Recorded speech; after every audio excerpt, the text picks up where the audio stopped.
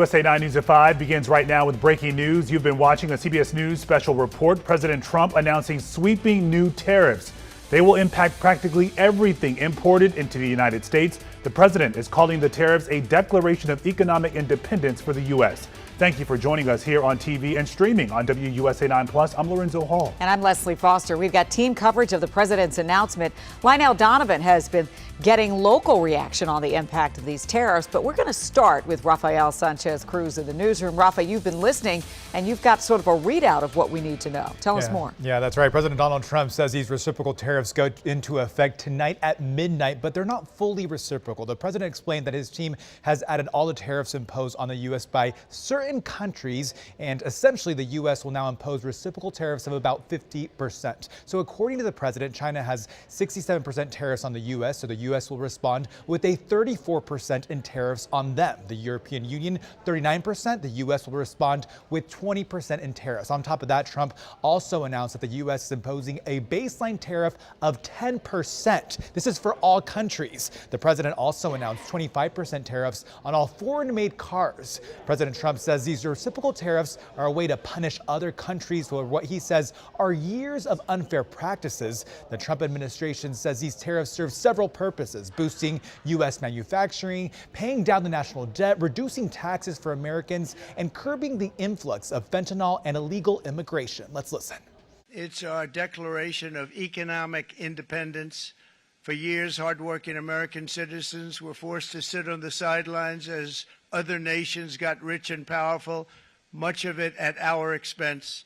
But now it's our turn to prosper, and in so doing, use trillions and trillions of dollars to reduce our taxes and pay down our national debt, and it'll all happen very quickly. Yeah, that's still to see, right? How quickly will this actually play out? Now, the White House trade advisor, Peter Navarro, has suggested that these new tariffs would raise $600 billion annually. But experts have insisted that importers will likely pass along some of the costs of those taxes to consumers. That means us to start, and this could potentially start a trade war. Now, the Budget Lab estimates that a 20% universal tariff would cost the average household between $3,400 to $4,200 annually. We're talking about a 10% universal tariff that was announced by President Donald Trump just a couple minutes ago. But Senate Minority Leader Chuck Schumer said today this could cost more than $5,000 for households.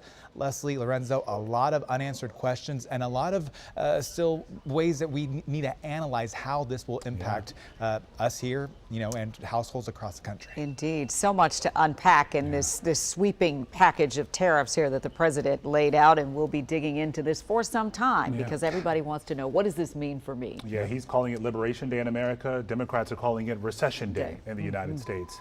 Rafa, thank you. And as the world reacts to President Trump's new round of tariffs, auto dealers are warning customers to look out for price increases. Yeah, and on Capitol Hill, Democratic lawmakers are asking the White House to lay out the economic impact in greater detail of these tariffs. Our team coverage continues with our Lionel Donovan in Montgomery County.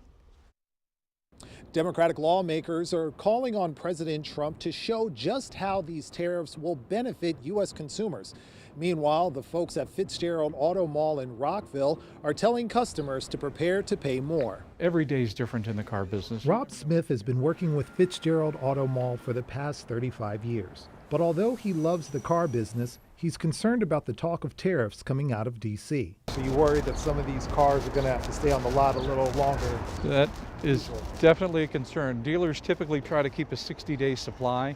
Right now we're down to about a 40-day supply because of the quick turnaround we had this past weekend. Smith says customers flocked into the Rockville dealership to try to buy a car before President Trump's latest rounds of tariffs were announced. Smith says existing tariffs on products such as steel and aluminum will force dealerships like his to drive up prices.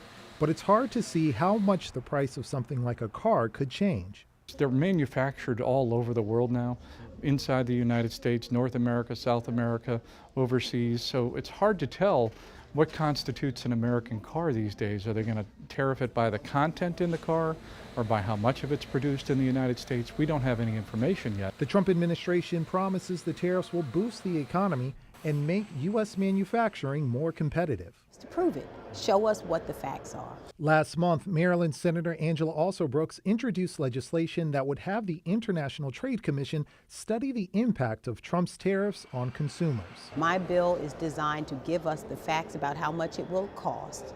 Who's going to bear the pain? He said it's going to be a little bit of pain. We want to know for whom, and we all have the answer to that. It's sure not these billionaires. Senator Alsobrooks says she hopes to get her bill passed through unanimous consent, which will be a challenge given the Republican majority. Meanwhile, Smith suggests that if customers want to avoid any price increases brought on by tariffs, try buying a used car. From Rockville, Lionel Donovan, WUSA 9.